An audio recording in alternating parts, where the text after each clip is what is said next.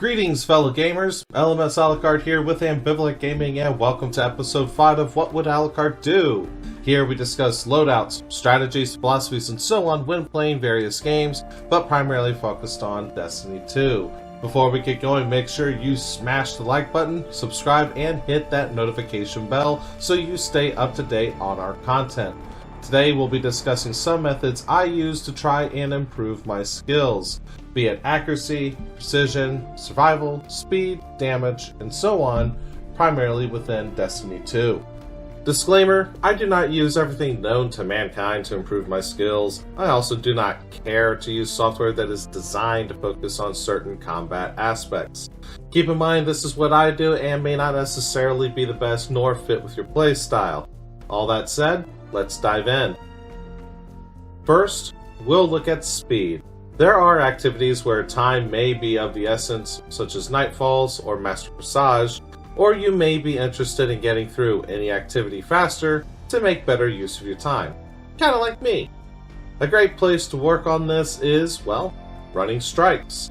I don't know how many times I've launched into Glassway, Scarlet Keep, or Proving Grounds, only to find the fire team disbands due to how long it can take. I have been able to run these in under 10 minutes and all others usually much faster. Okay, that's a bad example, but look at these. I have gotten this fast through practice and knowing what you can skip or kill along the way. Going in with an optimal loadout also helps, and of course, hopefully your fire team doesn't do things like this. Understood. We'll take care of it.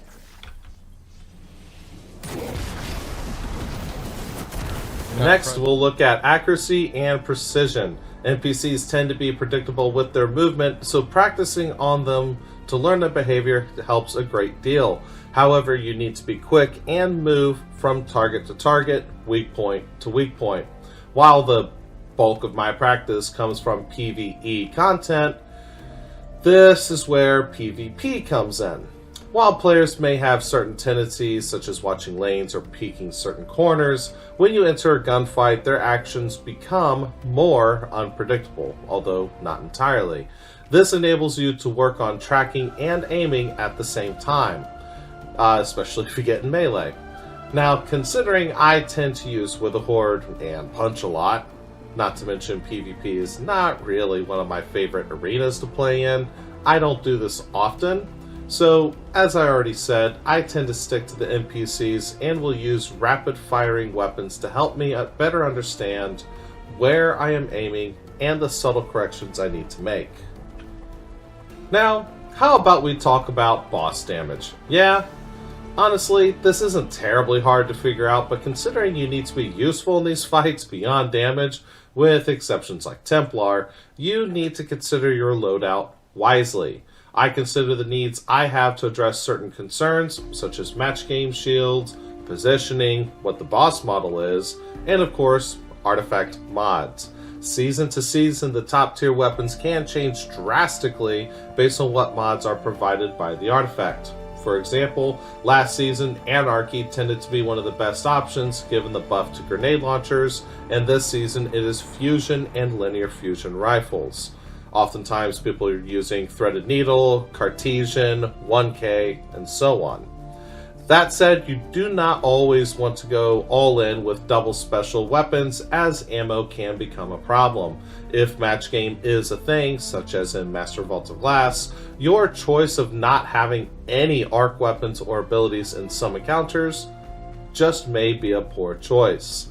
Things like this will change what weapons you use. After you have a good loadout, you want your armor to reinforce it. Have the right ammo finders and scavengers. Account for damage taken, because of course a dead guardian is a useless guardian. So run damage resistance mods as needed. Maximize your potential with high energy fire, and of course use raid mods to help. For example, Taken Spec within Last Swish is the best weapon mod to use for damage, and Taken Barrier is the best defensive mod.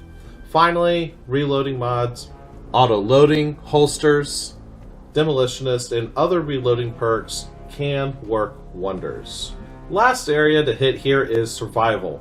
Just so happens I did a whole video on this with episode 4, but didn't go into actual detail of how to improve. Well, my method is simple and effective. Challenge yourself. I have gone from getting smacked around by normal planetary beings to flawlessly soloing dungeons and soloing Grandmaster Nightfalls. I've gone from only able to defend my plate outside Vault of Glass to bouncing around and helping everyone while keeping mine safe. I did not get here by simply playing. I challenged myself. Solo a public event? Check. Solo a strike? Check. Solo difficult missions and quests? Check. Solo Legend Nightfalls? Lost Sectors? Master? Check and check. While you can continue to improve by simply playing, very few folks who have already been playing for a while will see major gains by doing so. Find that challenge, master it, then dominate it. That'll do it for us today. What do you do to improve? Feel free to drop a comment below, and also be sure to check us out on Twitch. We have folks that stream regularly, providing you with fresh content daily. Links are in the description below. And until next time, game on, brethren.